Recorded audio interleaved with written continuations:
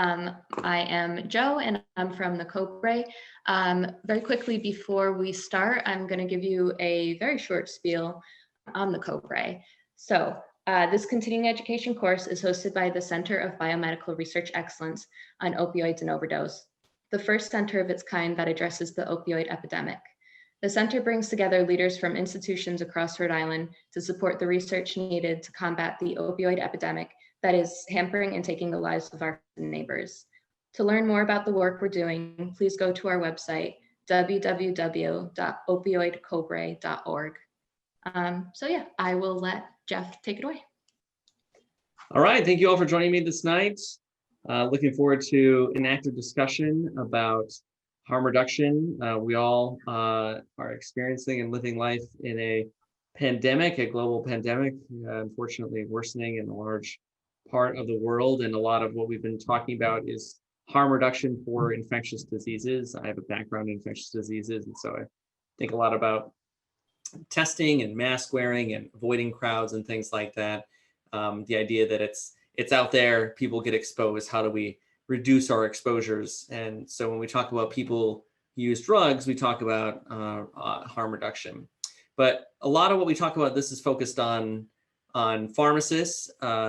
I do have the chat pulled up, so if you have any questions throughout, please jump in the chat or go on audio or video. We'd love to see your face if you want to show it at 7 o'clock at night on the East Coast here. So if you have something to say, that'd be great. But we're going to jump right in and ask you a question first. Actually, I'm going to do learning objectives first. So what we're going to talk about today is evaluating harm reduction interventions for people who use drugs. We're going to talk about a step that all of us can step away from this short presentation on the effect of person-centered language on the care of people who use drugs, or perhaps person-centered language and its effect on stigma in both us as healthcare professionals and also people who use drugs. And in fact, we'll talk about sort of realizing where we're all at as humans and the difference between substance use and a substance use disorder, and how those are qualified. I don't have any financial considerations to disclose regarding this content. So in community pharmacy, pharmacies provide syringes, thousands and thousands of them every day across the country. But if you've worked in community or know somebody who's worked in community pharmacy, or you've bought syringes at a community pharmacy, a person comes in to buy a 10-pack of sterile syringes, insulin syringes. You're in a place like Rhode Island, where we are, where you don't have to give a reason, you don't have to give your name, you don't have to document what it's for. So a person comes in. So clearly in that setting, there's some emotions that are generated, right? What that person thinks. So jump into the chat. What's the first thing you think about when you see that?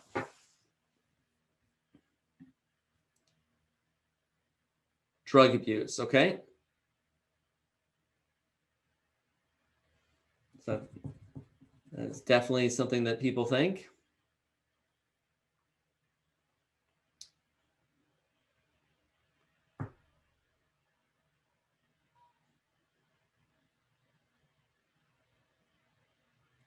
Joe and I are making the assumption everyone is Zoom worthy and can chat. Some other thoughts on what you think about when someone buys syringes, non-prescription sterile syringes, and what they think about.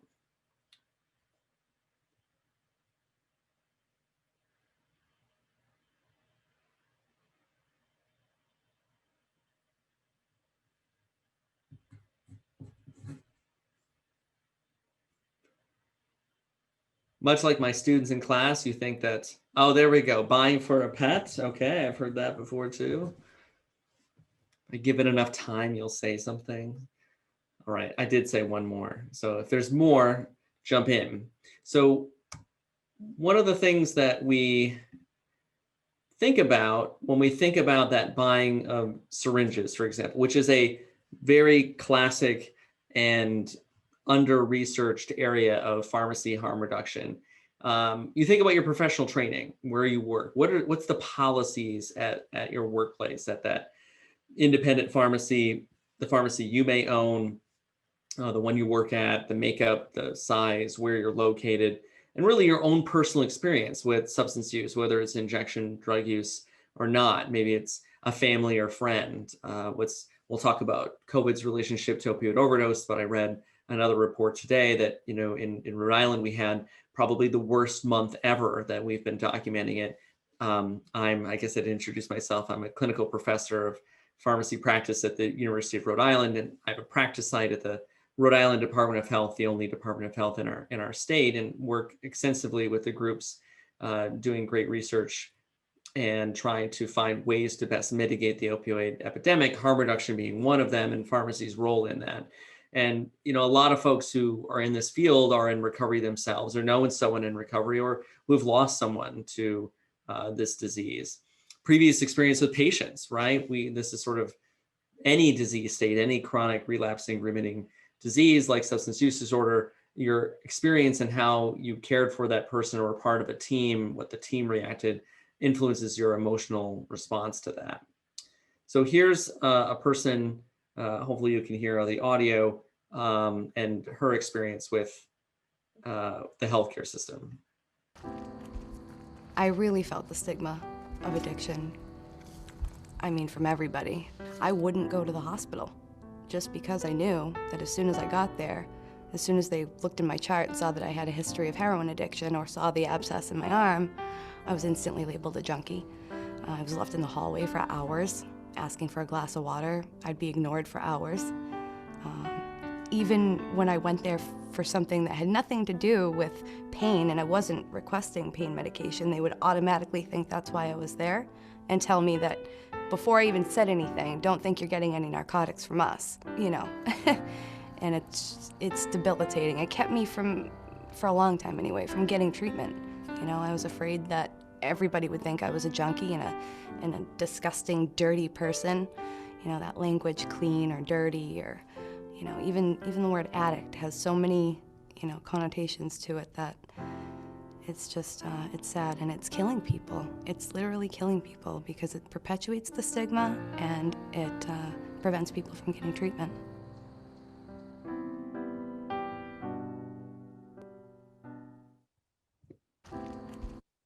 So that was a video produced as a series of videos from Massachusetts and their campaign, State Without Stigma. Fantastic videos. They're all free. They're all available on YouTube and other sites. The government, the Substance Use Disorder Organization in Massachusetts. And I played that because it leads into some of those other objectives we'll talk about more in depth, which is, she's talking about the words. She's talking about how she was treated, right? Think of any interaction you've had at a restaurant or in healthcare.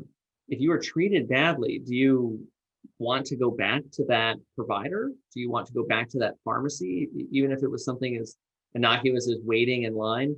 We've got different thresholds for how we seek help or how we seek care, and those interactions are really important. That's why we promote and teach motivational interviewing to pharmacists and other healthcare professionals, meeting people where they're at, finding out, trying to reduce the paternalism of medicine, which is the act of telling people what to do and expecting the action and then being disappointed in that reaction.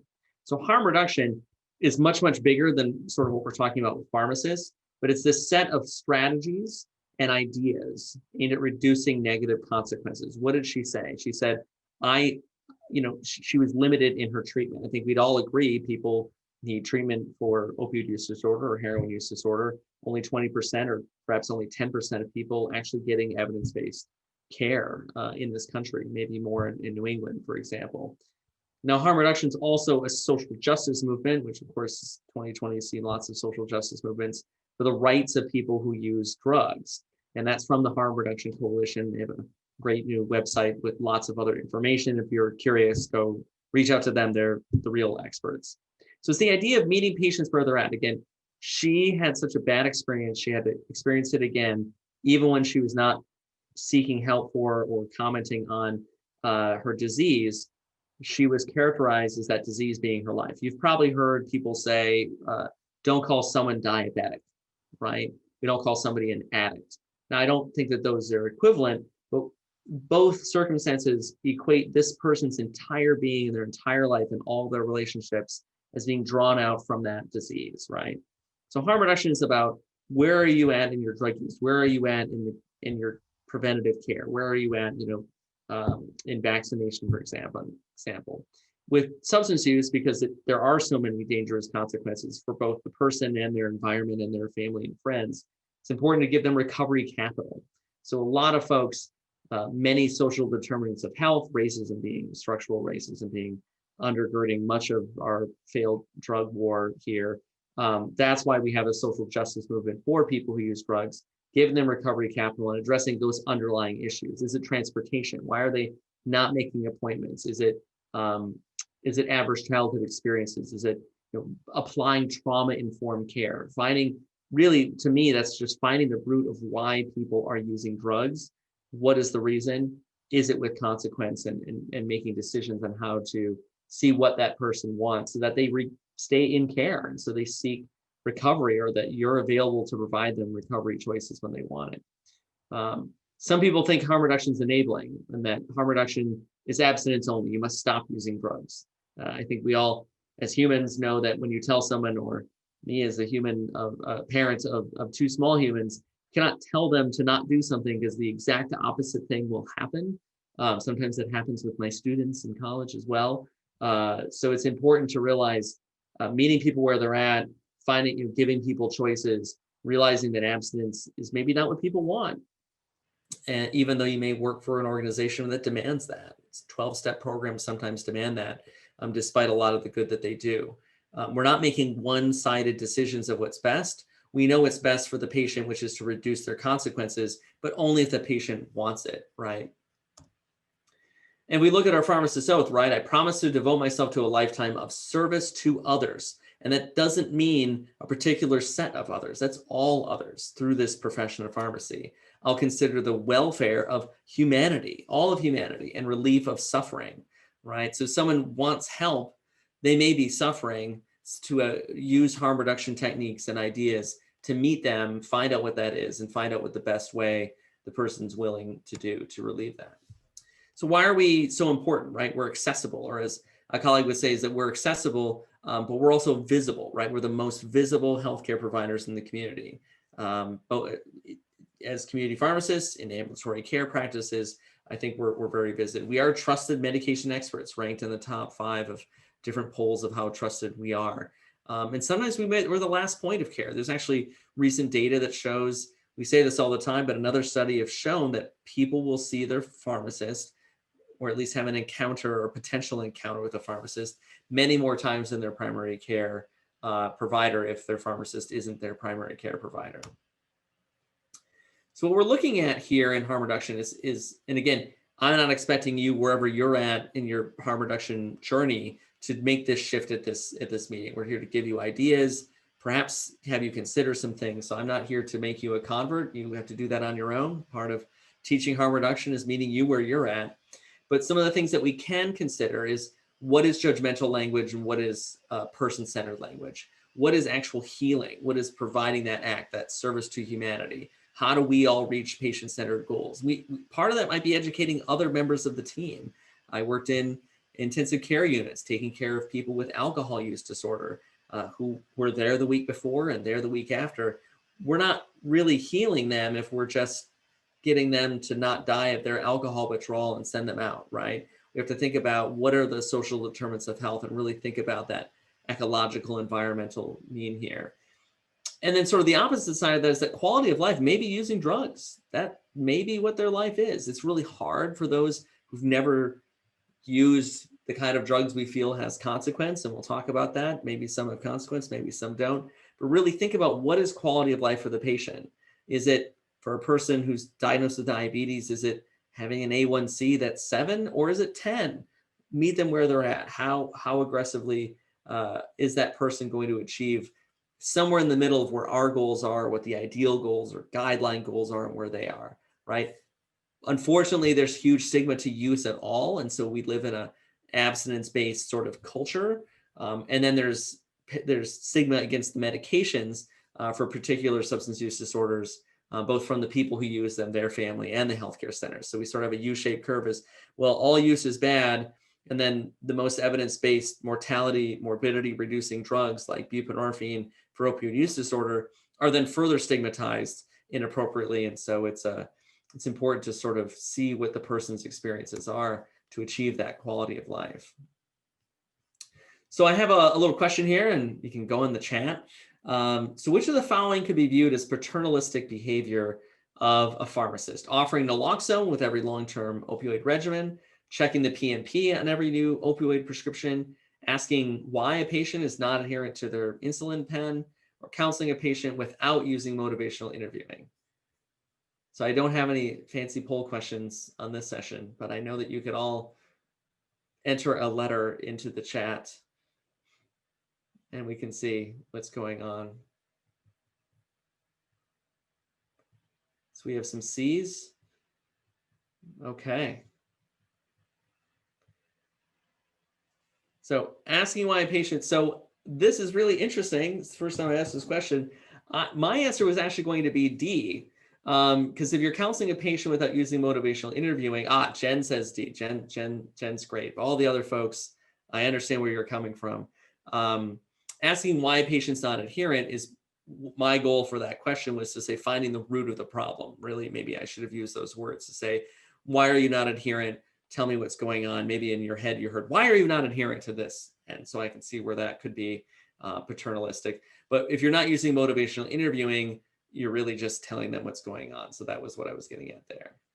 If you have other comments, we'd love to see them.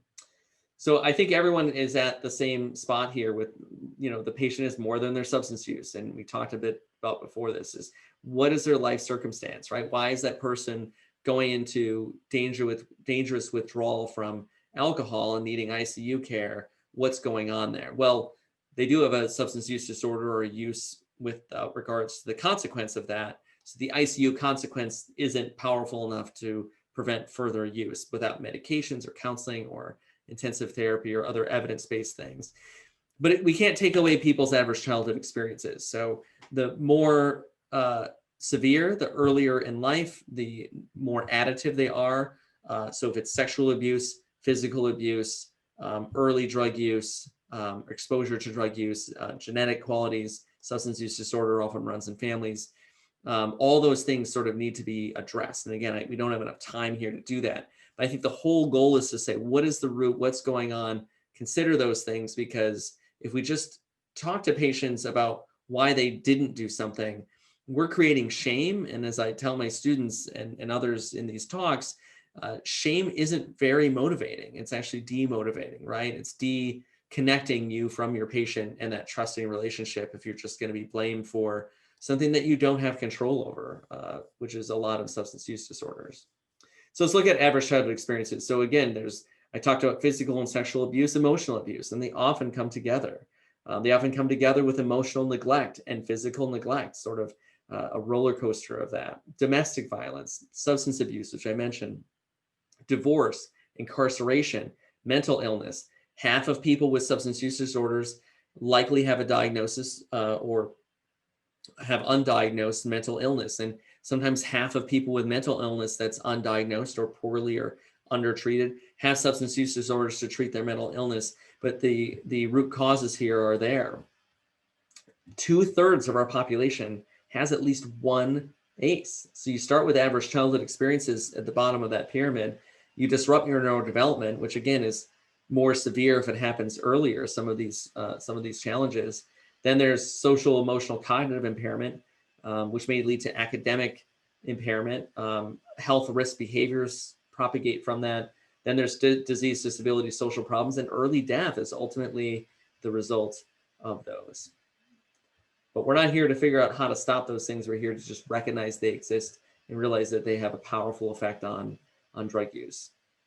So healing, not paternalism. So as the question said about paternalism is systemic and it's really difficult to work around. It is pervasive in healthcare. One could say that it's sort of necessary for things to get done, much like military organizations or the military in general, not just military health organizations. It's knowing what's best for the patient. What's best for you is to do this. What's best for you is to stop smoking. Just stop smoking. Well, that's not something that the person may know they need to, But maybe that's their only thing, right? Telling the patient what they need to do to get better. Well, what you need to do is you need to go to counseling every week, and or during the pandemic, you can use your phone and you can dial in and do that. Well, if the person has no money and has no smartphone and doesn't have an environment that they want to show their counselor, that may not be there. Not asking for the patient's input, overriding their concerns. But I don't have money for it. No, this is what you need to do, right? Because it's unsafe for you to be here. Not thoroughly explaining treatments. I think every pharmacist everywhere has encountered the person who's like, why am I know nothing about this drug, or there's 3 medications. If you've worked again or heard about community, I've been there. And then what I've sort of driven home here, that being upset when they fail treatment because of all those other things. Healing, though, is the exact opposite. What's the patient's goals? In our classes at URI, just yesterday and tomorrow, I'll say, what does the patient want? What do you think the patient wants? If you could interview them, what would be your questions? How do we work with them to achieve their goals? With substance use, it's addressing those underlying issues, respecting their agency, that they have choice, right? So they should make choice and really think about what their quality of life is. Many people in healthcare come from, I have immense privilege, right? That's a word we use a lot. And what I always ask myself, what can I use my privilege for? Or what kind of life experiences have I not had that many of my patients had? And how do I try to cross that chasm or put myself in their situation, have compassion for them, and really work towards their healing that they want. So again, the goal here is, if you have that approach, they'll come back to you, right? Maybe you don't want them to come back. Maybe the goal is, why are you coming back to the hospital? But maybe it's with an improving condition. Maybe it's with greater recognition of what's going on. Again, substance use disorder, like many other chronic diseases that change the brain, is you're going to have return to use. You're going to have another word for relapse. Again, relapse has a negative connotation, so we use the words return to use. But people may return to use. Why is this so hard? Well, I just downloaded an article about pharmacist burnout. I suppose we should update this slide with that information from there, and people leaving the profession. We had literally the hardest month of our profession in the community in March, because of the pandemic, because of lack of PPE, because of all those things. This is really just building on what we've seen, in my 20-year career in pharmacy since I graduated. Higher patient volumes, higher prescription volumes, more metrics, more workload, less help. The time to invest in substance use disorders is not there. It's not reimbursed, right? You've got to manage your work, your community commitments. I'm teaching my kids at home. I understand others are doing the same thing. Maybe work is a negative environment, right? Maybe you're trying to do the right thing, but the environment isn't conducive to that.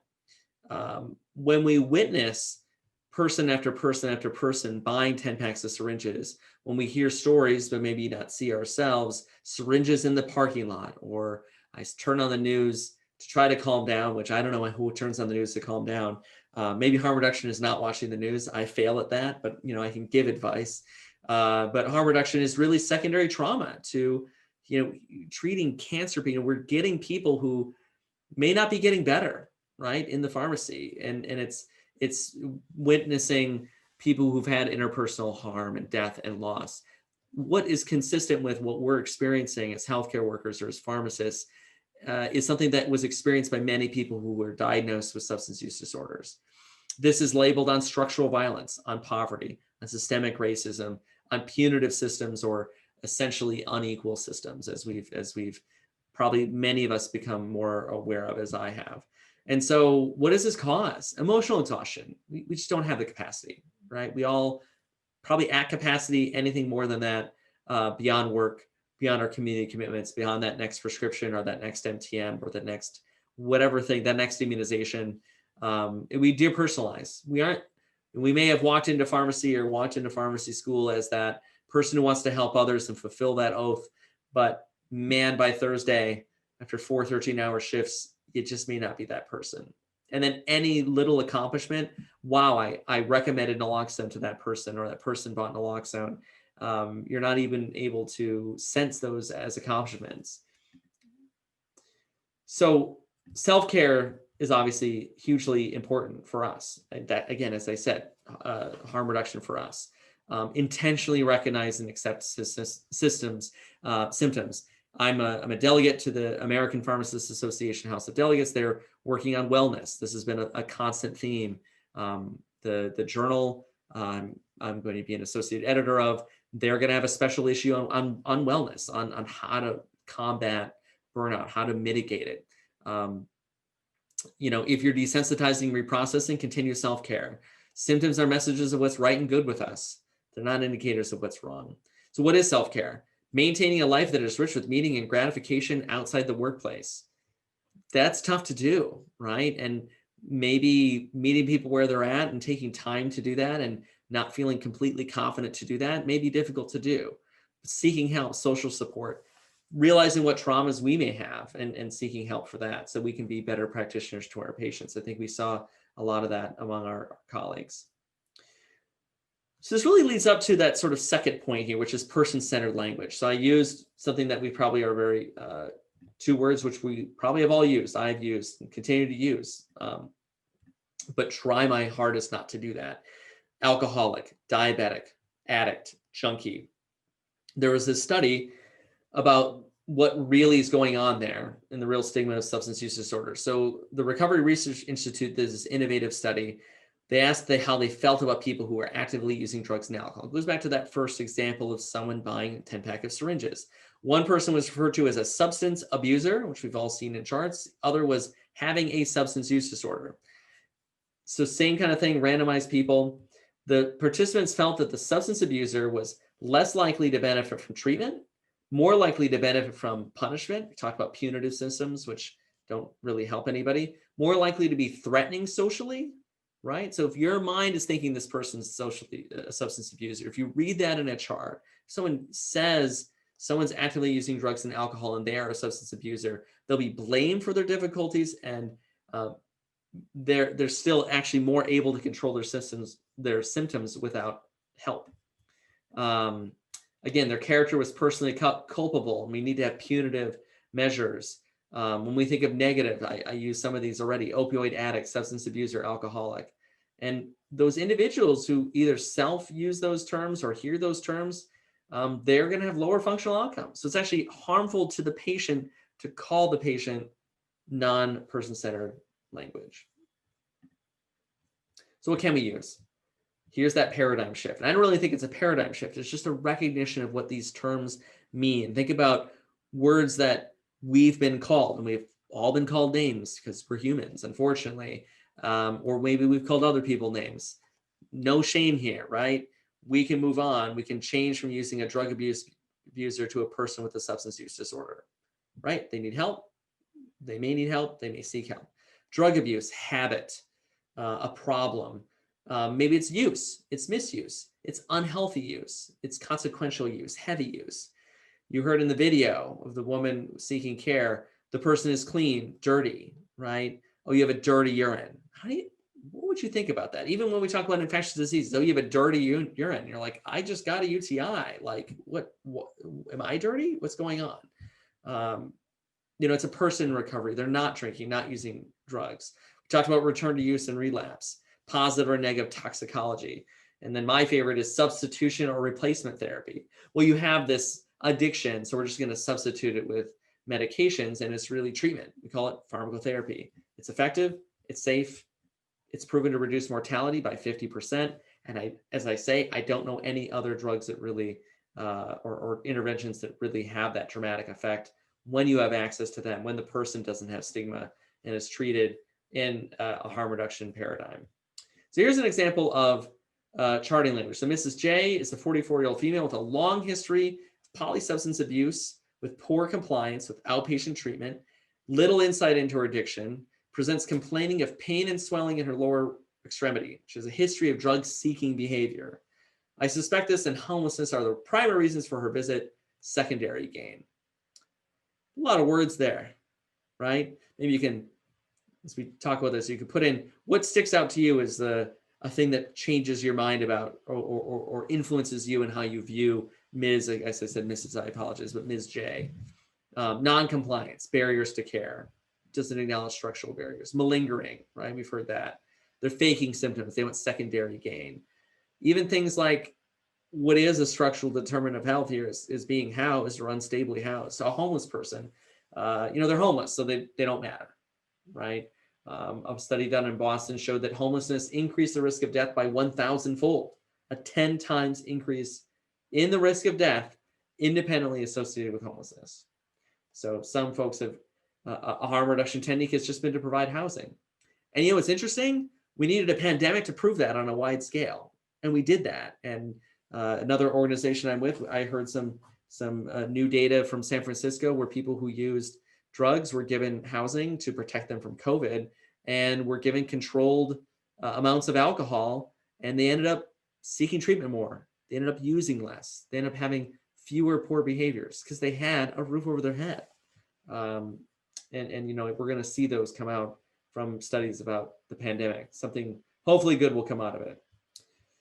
So a good way to chart this patient is Ms. J is a 44-year-old female with a past medical history of substance use or substance use disorder. Maybe we don't know if it's a disorder, so we just call it substance use. Pain and swelling in her right lower extremity. That's the problem. She has previously been lost to follow-up in outpatient due to housing insecurity, right? It's not her fault, right? She's not identified as homeless. She's not identified in that way. So this should be an easy one for you. Which of the following is proven to result in less equal care of people with a substance use disorder? Substance abuser, opioid addict, pothead, or alcoholic? Based on the data we presented. We'll check you in the chat today. Just a letter.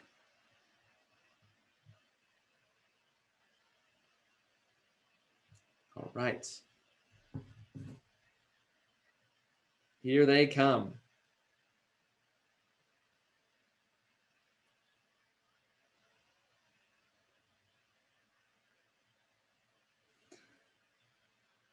All right, we've got 4 A's. That is correct. Now, the other things are things we probably shouldn't use either. We shouldn't use, I shouldn't say probably shouldn't use either, but calling them substance abusers, which among that list, to me, if I were to rank things, actually might be the least offensive thing. So imagine if they did the study with the other terms there. All right, any questions so far? We're about 35 minutes in, 30 minutes in. So if you have any questions, speak up or put it in the chat. We can answer it. Otherwise, I'll just keep moving through the harm reduction interventions that pharmacists can take in particular. Other providers can too. So naloxone, of course, opioid antidote, we'll talk about that. Syringe Exchange, or providing syringes, doing the same things that syringe service programs do, only in a more available fashions in some respects. Fentanyl test strips, illegal drugs are unknown purity, often increased dangerous purity, or dangerous potency, I should say, where less drug results in a more dramatic reaction leading to overdose, hence why everyone needs to carry naloxone. So fentanyl test strips can detect those fentanyls to some extent. Safe injection kits, counseling on safer use. And again, for some of you, I'm sure I've studied this for many years, so I'm comfortable talking about this. Understand that it may be uncomfortable. I just want to recognize that. But counseling safer use. Where do you inject? How do you inject? Where do you do that? Lots of interesting guides that I've read. The College of Psychiatric and Neurologic Pharmacists, CPNP, has a free harm reduction guide that goes into equipment used for injecting and a lot on safer use. And then, of course, safer consumption sites, or the most palatable term, because words do matter, is the overdose prevention site, so or OPSs. And those are prevalent in Canada. There's hundreds in the world that are licensed. There was a report in I forget which journal it is now, I think it was Drug and Alcohol Dependence, that talked about a underground safer consumption site or overdose prevention site, and the success of people who use that somewhere west of the Mississippi is what the article says. But let's first talk about naloxone. Hopefully most of you are familiar with this. Again, the Surgeon General has said naloxone, everyone's a first responder. We should all carry it. Knowing how to use naloxone and keeping it within reach can save a life. Be prepared. Get naloxone. There's the dominant market leader, which is the one-step intranasal product, brand named Narcan. What does it do? It reverses opioid-induced respiratory depression. CNS effects, brings people back. There are 4 different formulations, 2 intramuscular, 2 intranasal. In Rhode Island and in all 50 states, you can usually get it without a prescription through various legal means. It is completely safe. Essentially, you can give naloxone. It was at one time the 4th most commonly used drug by emergency medical systems as a diagnostic aid for someone who had loss of consciousness. So, very, very prevalently used by EMS and probably emergency departments because it is so safe. I'll go back here. Alex Wally and colleagues looked at communities in Massachusetts that had high versus low naloxone penetration in the community. And with implementation of naloxone, they saw a decrease in mortality in this observational trial. And several studies have shown as you increase penetration of naloxone, it's likely you see decreased opioid deaths. You do not see increased use, although no one's directly identified increased use as opposed to naloxone in increased penetration of naloxone in the community. We haven't seen a direct relationship to decreased deaths, but we're certainly trying to figure that out. The second harm reduction intervention, again, is syringe exchange. We started with this, right? So syringe exchange or syringe service programs, if you have sterile non-prescription syringes, you reduce the spread of hepatitis B, hepatitis C, and HIV, all blood-borne diseases, HIV probably being the most difficult to transmit. And even despite that, when as the opioid crisis still rages, actually, again, the worst ever month in Rhode Island history of following opioid overdoses, fatal opioid overdoses. We had that in May in this state, and in about a 20 to 25% increase in all overdoses around the country since the pandemic happened.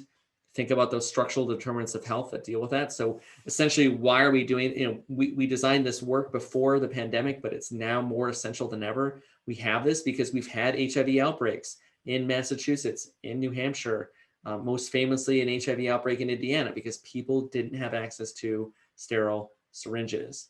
Every $1 spent gets $6 saved in HIV treatment. If you don't get HIV, you don't need treatment for life. You don't need $25,000 regimens to treat Hep C. It's great that it's curable, but that's there. HBV, preventable through vaccination, which pharmacists do. It's not on the list, but I'm going to talk about it. We don't see an increase in substance use.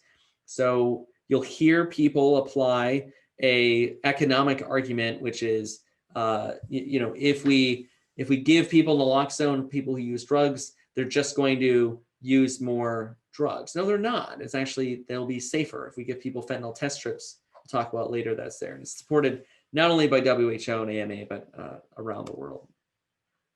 Rhode Island probably has the most accessible syringe service program, both pre and during the pandemic in any state. AIDS Care Ocean State, called Encore. It's statutorily designed that there is money that will go to a syringe exchange.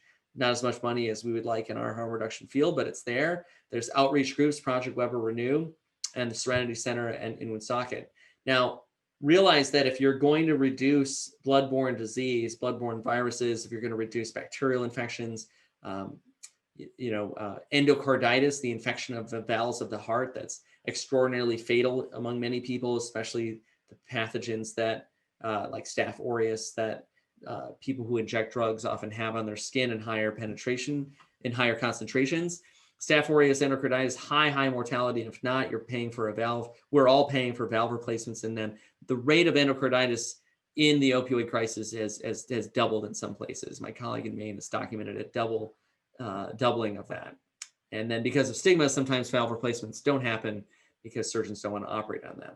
So let's take about all those negative consequences and say, if you have sterile water, sterile cotton, sterile cookie caps, latex tourniquets, large bandages, keep wounds covered, you can actually reduce all of those consequences. Again, not just the viral, but also the bacterial infections. In AIDS Care Ocean State, actually is one of the only syringe that's documented syringe service programs, or drug user health, as we call it at the Rhode Island Health Department. They actually collect 110% of the syringes that they dispense. You can call them, or you can tell people you know that may need this service, that they can call them, meet them on the corner, give them all the syringes they have, and be given as many syringes as AIDS Care, as Encore can provide. So it's an amazing, amazing service. It's not just outreach. It's not just a brick and mortar. It is a statewide call, and within 24 hours, they will meet you, take your syringes, and take more syringes and give you syringes. That's a service that I think we need to advertise in pharmacies and really among all our networks to know that exists. And I shouldn't say it's just syringes, but other things. And then, of course, what they do is then they're able to get HIV tested, access to Hep C care. They can get fentanyl test strips at syringe service programs. They can now take part in all of those services they provide. So there's, you can see the steps there. I'm not going to go through each step. These are highly sensitive, very specific. My colleague Tracy Green and Sue Sherman and others at Johns Hopkins did a wonderful study showing this, that patients will modify their behavior if they're knowingly use fentanyl. They'll use more slowly. This is safe use. Don't use alone. Make sure you've got naloxone. Don't buy from that person who's selling because it's fentanyl and you weren't expecting that, or just not using it. And so those are good outcomes on that continuum, right, on that spectrum of drug use.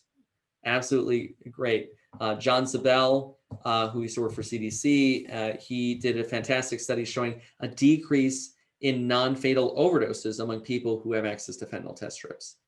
It's a thing that works. So safer injection practices, again, it's really just taking control, rotating injection sites. And I look to pharmacists who maybe provided this education before. It's the same education you'd give to someone picking up any other injection kind of technique. Again, a lot of what we educate on are sub-Q. These folks are doing intravenous, but still rotating injection sites, wiping it, just giving people alcohol swabs. I mean, how hard and how inexpensive would it be to reduce? I'd love to do the study where we give away alcohol swabs with every 10-pack of syringe. Not only is that person going to be like, wow, this person cares about me. Wow, this is great. They will also have decreased costs, at least to some extent, than the cost of those alcohol swabs by reductions in bacterial contamination. Then it's something we should tell all our patients, but because we treat all patients the same, right? We meet them where they're at.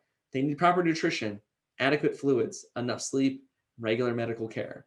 In your setting, make sure it's clean, dry, warm, and well lit. Sounds like housing first to me. One new shot, one needle and syringe. People who inject drugs often use those syringes multiple times. And by the time it gets to the 5th time that it's used, even in places with high access to syringes through pharmacies, outreach programs, syringe service programs, they still will reuse syringes, which only increases damage to the skin and problems as a result of that, abscesses and things. So the next step are safer consumption sites. They're called lots of different things. All the names are there. Really, overdose prevention sites are great. Nobody wants overdose. So wow, an overdose prevention site, that sounds great. Toronto did it, Ottawa, other provinces and cities in Canada did it. Had to fight to keep them open, had to fight for funding, but really saved a lot of lives, and they continually do that all through their Canadian winter. And really what this is that if we think that the prevalence of drug use is not going to change, and right now it's going up, but let's assume it's not going to change. People will use drugs, right? Can we have them use them safely? Yeah, they have sterile syringes, fentanyl test strips, naloxone. Now, what happens if we give them an environment where they can use, because they're either going to use in an unsanctioned place where there isn't any way to prevent overdose unless they have access to naloxone, and then there's a hygienic environment where they bring in their drugs and use it. Now, this is a highly controversial thing. It's been proven to be legal and allowed outside Philly, and so those groups again got a little sidelined by the pandemic and what they're going to do, but they do have the authority and working with their community to open one of these things. There are unsanctioned supervised consumption sites or overdose prevention sites. And really the thing is, when my colleague, Brandon Marshall, who's at Brown School of Public Health, when he was in Vancouver, did the study that showed 0 deaths occur here. So you can either have a massively increasing number of deaths without an overdose prevention site, or an overdose prevention site where you don't have overdoses, and people seek care and they use fewer drugs and they have trust and connection to the healthcare system to manage not only perhaps their substance use disorder, but maybe they'll actually seek care for their abscess, or maybe they'll seek care or seek testing for HIV so that they can get treatment as prevention. Maybe they can get a pregnancy test. Think of all of those services that many of us take for granted that we have access to, and how do we do that? So we've gone over several of those harm reductions into practice. So the thing I want to talk about, I did a study, we're currently doing a study, is promoting hepatitis A and hepatitis B vaccines, which are in many strategic plans, part of harm reduction for people who use drugs as a targeted group. So how do we implement this? Hopefully I've given you pause to think about how we treat people in general, how we treat our patients, the people that we've devoted our lives to serve, addressing their needs with empathy, integrity, and respect, providing care to all patients without stigma, discrimination, or judgment.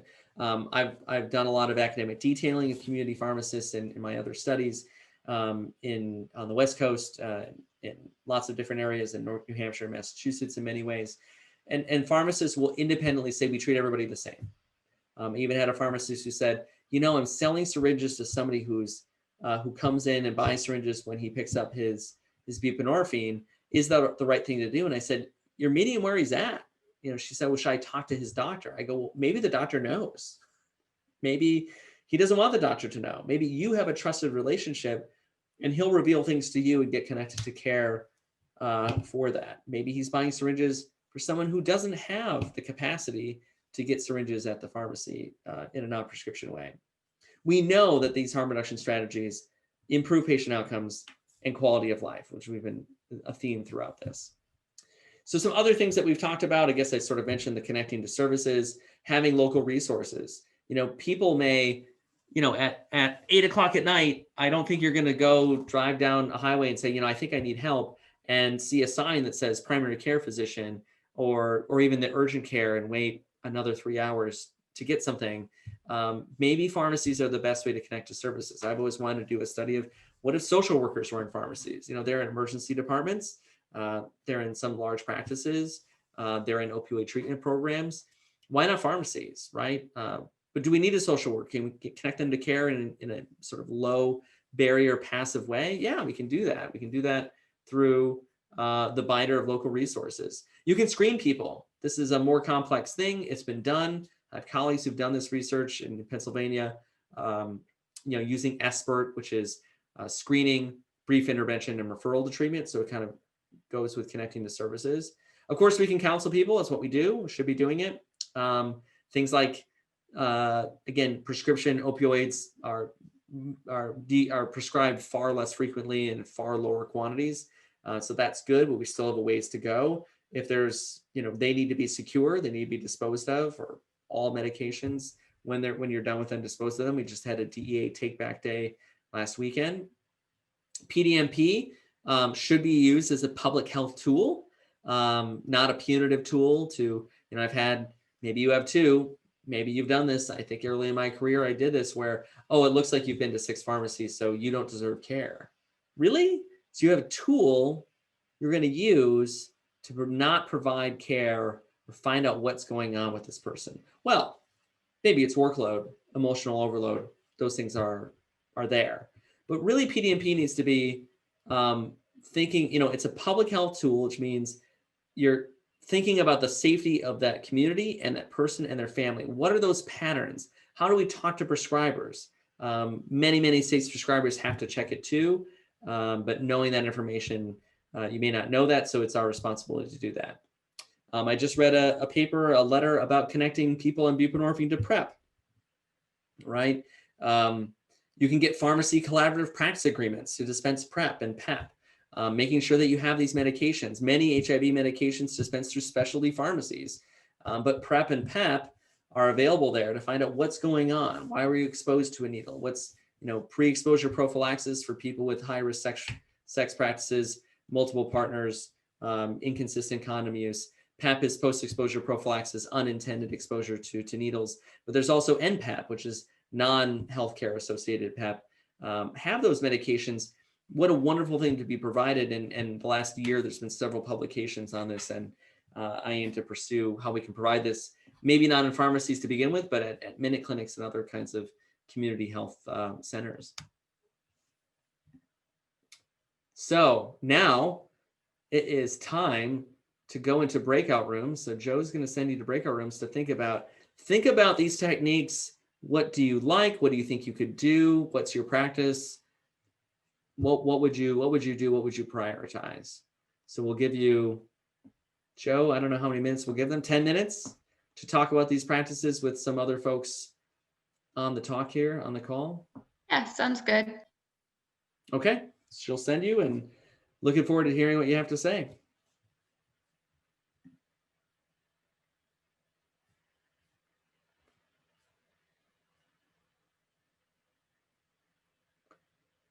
So all you need to do is sign up.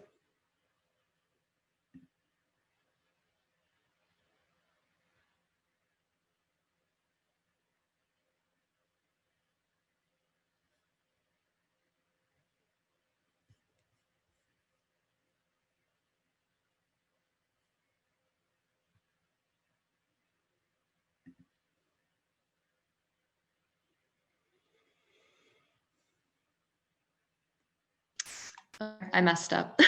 Okay. For some reason the breakout room coming back. Okay. Let's try again. Or maybe I can do it.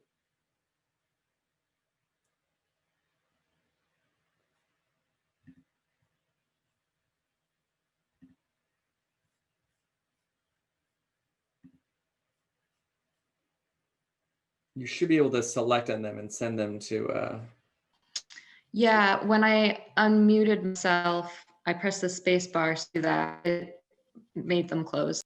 Okay. All right. You can recreate rooms too. So yeah.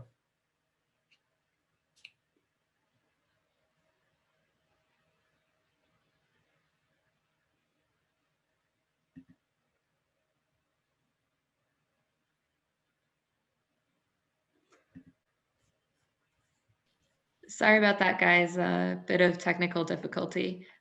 Jeff, did you want to break them up into rooms, or I can? I don't, since I'm the co-host, I don't think if you made me the host, I could do it. It should be fine. Hold on. Okay.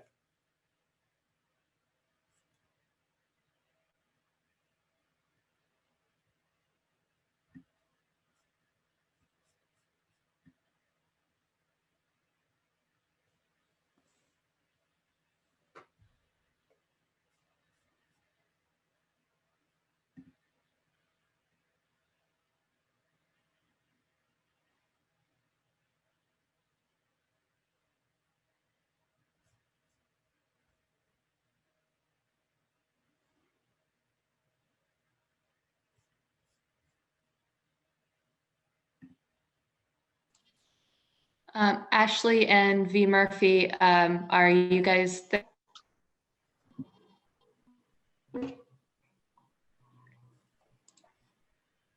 All right.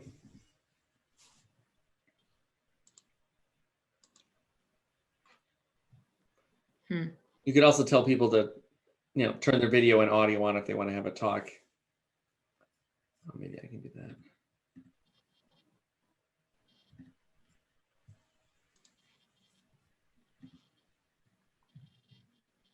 There you go. All right, just us again. Yeah. Yep. Oh, V Murphy's back.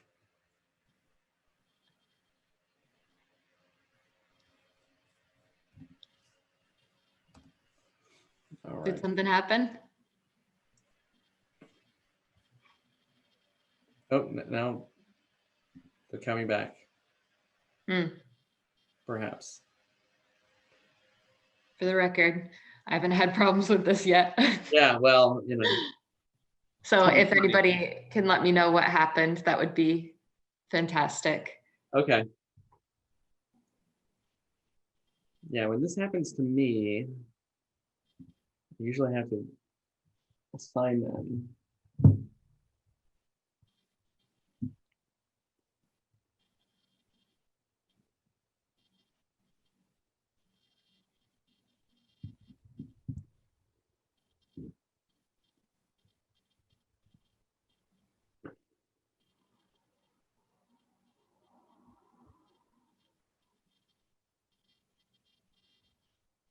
All right, so they should have a timer on their breakout rooms, right? Or you can bring them back at.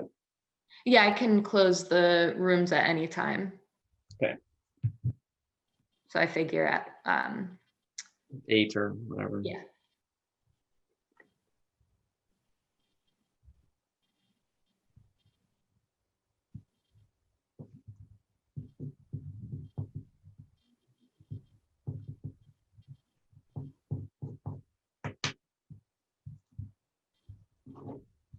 I remembered overdose prevention sites this time. Oh, good. Oh yeah, it didn't change that. Oh yeah, I was gonna put that on there, wasn't I? That's right.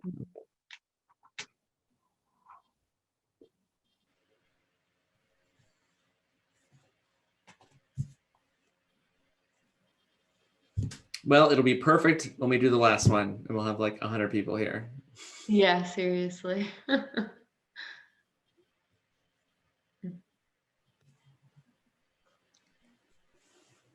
All right, well, I think we're on track to get done on time or before, so that's good. Yeah, good. Good.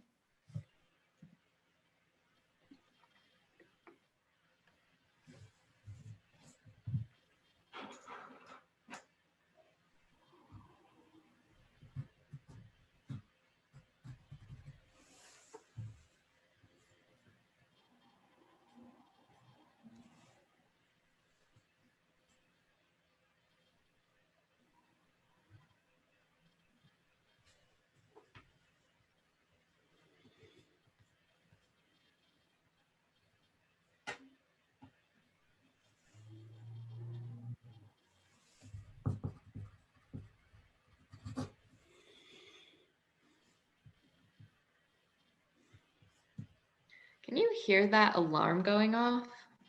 From you? Yeah. No, I hear nothing. Okay. There's like a loud alarm going off right outside my house. I'm gonna put myself on mute. Okay, you mute and just bring people back, and then I'll engage. So. All right. Should I bring them back at like in a couple minutes, like 8:02? Just bring it back now. You can bring it back now. It's fine. All right.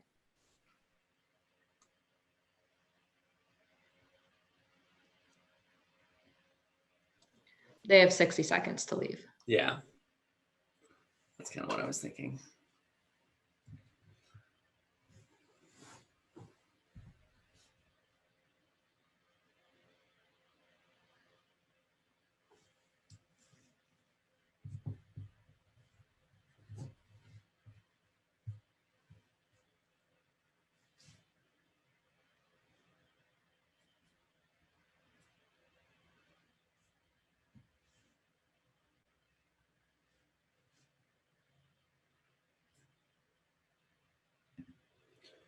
Okay, I think everyone's back. Who wants to? I know I'm not going to ask for audio and video, but if you want, that's there. You can chat you can speak for your team or speak for yourself on things that you can implement in your practice.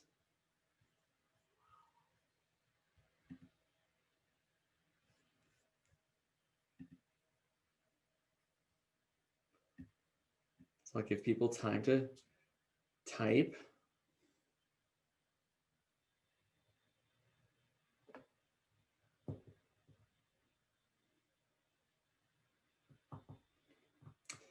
I'll start. My practice is the Department of Health, so I have a tough time implementing anything there. Oh, okay. Oh, early patient education. Oh, that's good. Distribution of Narcan, getting away from cliche language. All right, good, good. Language is hard. It's we're not correcting charts. We're not telling the doc they're wrong. Even I think it's interesting. We're exploring again, changing the name of some of our federal agencies, right? The Substance Abuse and Mental Health Services, agency, SAMHSA, the National Institute for Drug Abuse, NIDA, right? So we need to even change those things. Even if they go by the acronyms. One of the journals we publish in, Substance Abuse Journal, right? But it's also important not to get too hung up on that. There's lots of people who use the right language and still don't treat people as equal as others. So I think that's important. All right. Thank you. Hang in here. Oh, I'm going to put a big pile of alcohol swabs in the back of the Narcan kit. Oh, awesome. Yeah, there you go. Everybody likes alcohol swabs.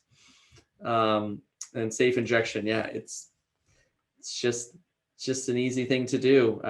I can't say whether it helps, but it certainly doesn't hurt. So let's talk about substances. So why are substances so stigmatized, right? So somewhere along the line, and that's another graph I want to put in here, and I saw this at a conference, is we determined that some drugs were dangerous and some drugs weren't. And other people said what danger was, right? Or what consequences are.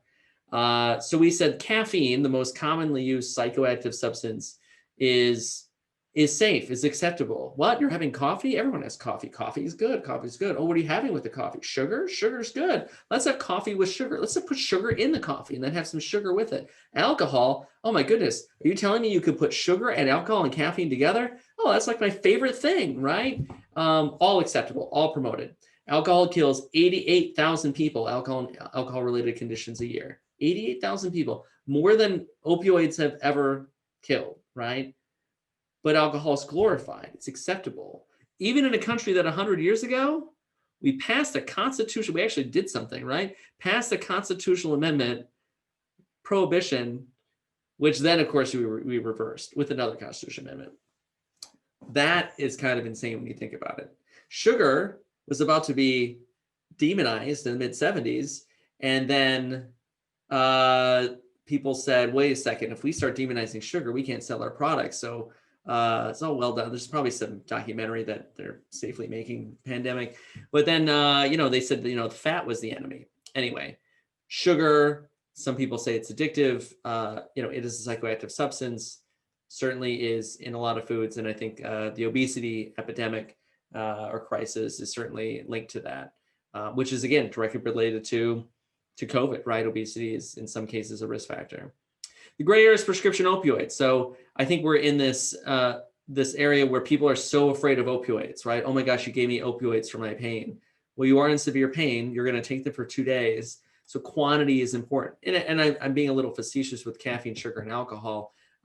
In certain quantities, less than 7 drinks a week for a woman and 14 standard drinks for a man a week is allegedly healthy. Some data showing maybe it's not, it's there. Sugar in certain quantities probably isn't harmful. Caffeine, I'm sure less than what I'm drinking, is probably safe, right? Some people say have linked, coffee, probably not the caffeine, but other substances in it with some kind of health benefit, right? Or maybe no negativity. Then nicotine. Nicotine has no use, right?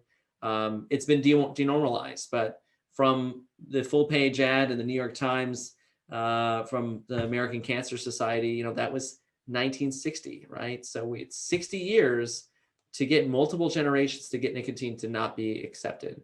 Cannabis, much shorter period of time, much longer, about the same like the time that we've been using cannabis, even just calling it cannabis, right? Marijuana is a stigmatizing term. It was meant to create an underclass, right? So cannabis, sort of a gray area. How is it made? How is it regulated? Is it safe? Can we have harm reduction with cannabis? In some states with recreational cannabis, you actually know what you're getting when you're buying it. Much more so than when you walk into an aisle of a pharmacy or a grocery store and you buy a supplement. That's actually far less regulated than cannabis in some places. And then medical cannabis is a whole other thing, requires more research. And then for some reason, we've dictated that meth, cocaine, and misuse prescriptions are wrong, right? And that's absolutely wrong. We have punitive effects on those things. Meth and cocaine, increasing deaths related to stimulants. We have a whole conference on stimulants. And now there's a data study that came out last week talking about cocaine being more pure than it ever has. And people are dying from cocaine because it's mixed with illegal fentanyl. So it's weird when you think about this. So here's an example. There's really no right answer here. A misused prescription, we call it. A person's taking a plane trip and is terrified of flying. So that's not a good quality of life, right? Maybe they're terrified because of COVID, but let's assume this is pre-COVID time. So they take some of their partner's prescription Klonopin, clonazepam, before getting on the plane and they stayed calm throughout the flight, the medication wore off by the time they've landed. So what should happen to this? Oh, did I say it's a man? I think it's a man. To the person who's flying, I should say. Should they be sent to treatment for this misused prescription? Should they be arrested? Should they be sent to counseling? Should they be offered naloxone? What would you say? I didn't put A, B, and C or D. Have you heard this before? I did an educational program at a long-term care facility, and they're like, oh yeah, the residents, they share their drugs all the time. Like, what? What's going on?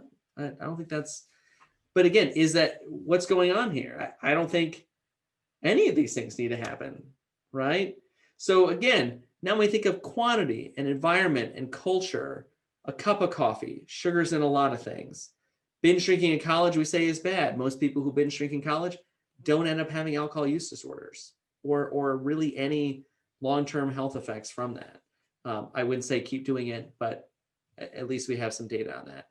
As I alleged, 5 days, 3 days of pain control with opioids following,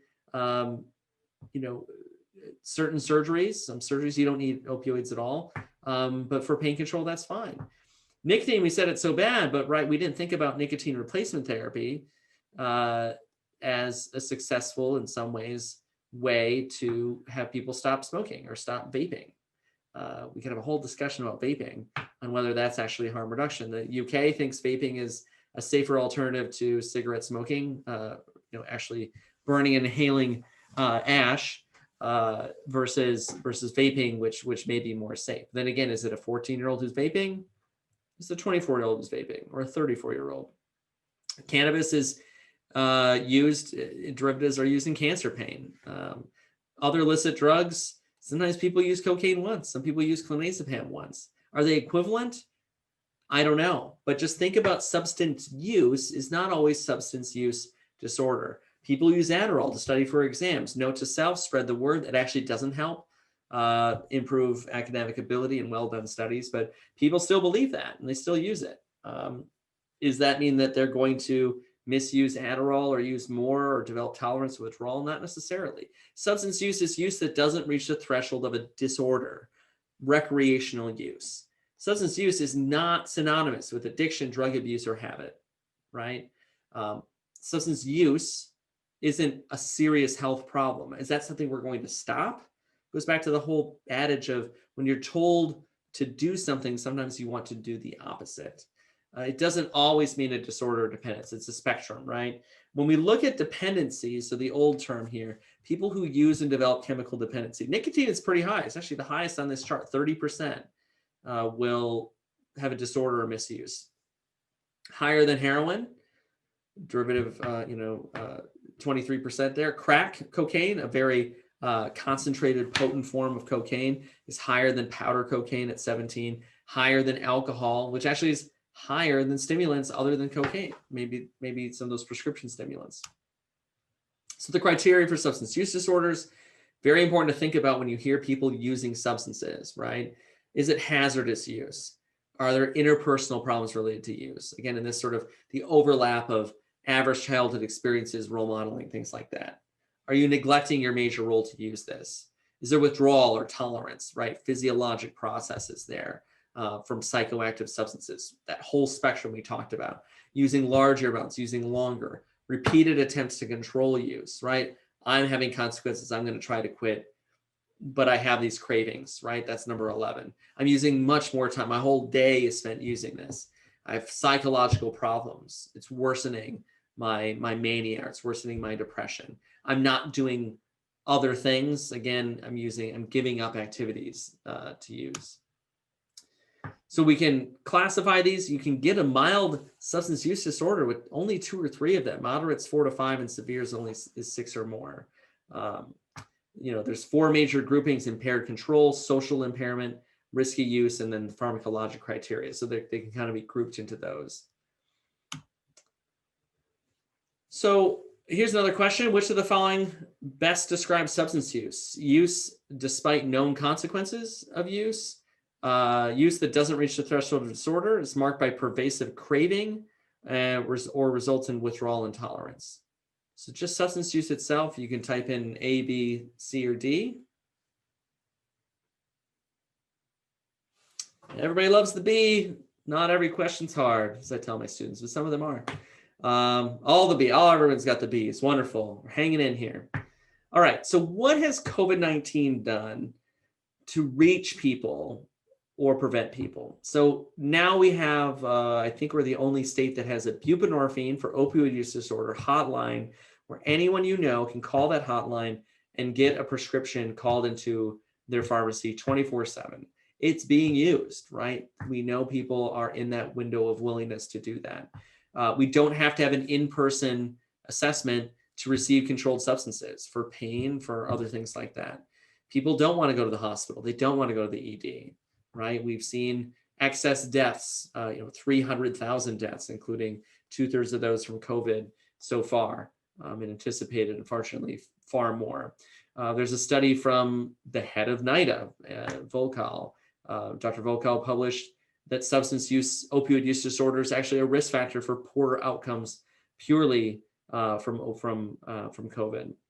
There may be diminished access to recovery, maybe part of that socialization that we're all craving for, probably a bad word, that we all need, right? Again, it's interesting when you think of craving, why do we have mu receptors, right? Mu receptors actually are designed to be attached from endorphins, which we get as part of wanting to be in a family or social environments.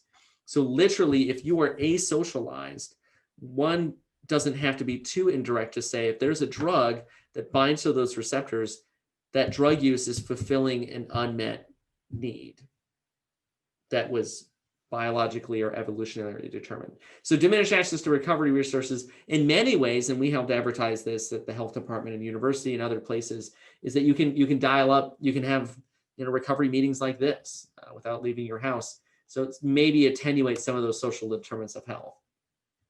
So pharmacies are determined essential no matter what happens in Rhode Island, or with all the uncontrolled COVID cases, most cases ever on Saturday, probably more today, 60,000 plus cases today, I think. Pharmacies will still be open. So it's, again, harm reduction is more essential than ever. Syringe service programs, even in Rhode Island, that can meet you, they may not want to meet people, right? Those people may not be calling for it. So they may be going to the pharmacy because they know they're open, and risk perhaps stigmatizing behavior, but maybe they'll get a packet of alcohol swabs at that, who knows? We need to tell our colleagues to be as resilient as possible, prioritizing patient and staff safety, plan for employee absences as much as we can, normalize PPE, which again, I visited, 50 pharmacies, 50 different pharmacies, and it seemed normalized to me. I never spent 15 minutes more with any pharmacist, just to be clear. I was being safe. I was wearing a mask, washed my hands, avoided crowds. So harm reduction, again, when you think of COVID, it relates to this population, that harm reduction is getting people access to care. They're minimizing visits. We're sending as much stuff out with them. We're doing drive-through delivery and curbside. I talked to a colleague in Canada, in British Columbia, who are very, very progressive on their harm reduction. And I said, oh, are you, you have these communities that you can only, fly into on a seaplane in northern British Columbia near Alaska. And I said, oh, so do you just mail buprenorphine to them? And they went, oh, we do not mail buprenorphine. You're crazy. What are you doing down there? I'm like, well, we just started this in March, but now you can mail buprenorphine. Now you can limit punitive testing, which I'm guessing somewhere along the line you were taught that toxicologic testing is essential for people to be adherent to therapy, and in many cases it's not. Give people naloxone. Give people 2 naloxones, right? That maybe that's something we can do. FDA says anyone who's on buprenorphine or methadone or naltrexone, all medications for opioid use disorder, need naloxone. We have a requirement in Rhode Island. We have the highest penetration of pharmacy-based naloxone because of it. We can refer people to treatment providers. They still have spots, right? So they still have capacity. We still have waivered providers to provide buprenorphine. Be compassionate. And we are looking to get funding to connect pharmacies with people who need harm reduction, get them tested, right? We do have hotels for people who are unstably housed, or people who can't be in their environment, to offer that. And that's another environment. It's another compassionate effort to provide care.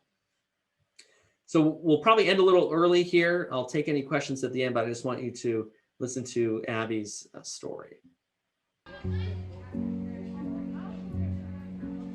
Every single community has been affected, every demographic, every type of person, you know, men, women, young, old, black, white, doesn't matter. I am a contributing member of society today because naloxone was in the hands of a layperson. I had just experienced 3 overdoses a few months prior to that, and I was just hopeless. Scared, 22, no clue how to live my life. All I had really done up to that point was use drugs and find ways and means to get more. Little did I know, just on the other side of that door was an entire community wanting to help me. Our community has shown up in a real way. I always say that we're a little state, but we do recovery in a big way. And that's the power of community. That's the power of sharing stories, is that we see ourselves in other people and other people see themselves in us. What's more powerful than looking at someone in the eye and saying, you know, I understand and me too. You know, those words, they are transformative. I believe that we need to recover out loud so people don't die alone in the dark. It's a public health crisis, and if you have the ability to save someone, then why wouldn't you? How many people are we missing if we don't share about it openly, if we don't speak out loud? And today, that's what my whole life is about, is sharing my story and empowering others to do the same. It's transformative. It's changed my life.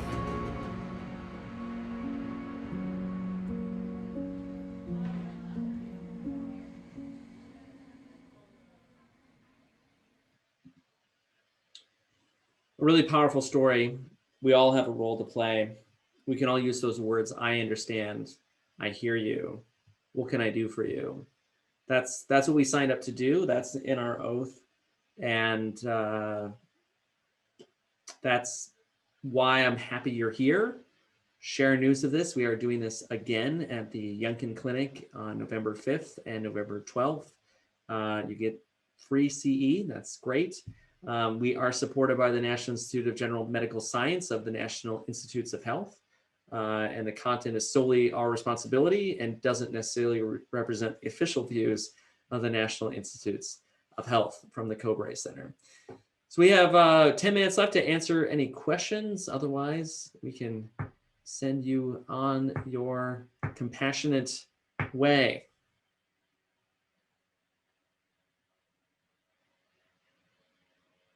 And the other, oh, thank you. I was gonna say, we do have lots of references here, but I think we can send those to you if you need any.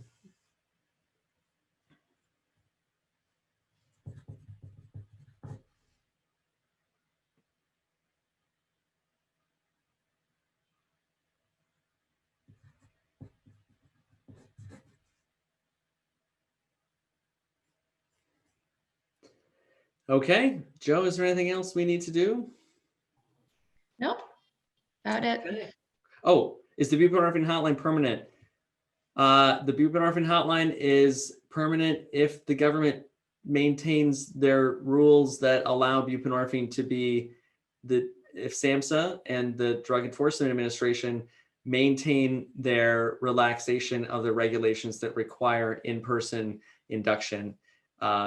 Once that's done, I don't think that the hotline will work in the same way, but right now we're operating in that way. And there's a publication from the summer from Dr. Liz Samuels and Dr. Seth Clark, who I work with on it. So yeah, it's there for now, but I think what we're learning is nothing bad happens when we relax these regulations. And I've co-written a paper saying they should be permanent because we are still in an opioid crisis that's only worsened by the pandemic. And we need as much access to life-saving medications like this. I can say that, oh, yeah, I know. And I'm also part of a study. We actually were the only state in the country that has a pharmacy-based facilitated induction and withdrawal protocol. The facilitated induction is only because of relaxation of the rules.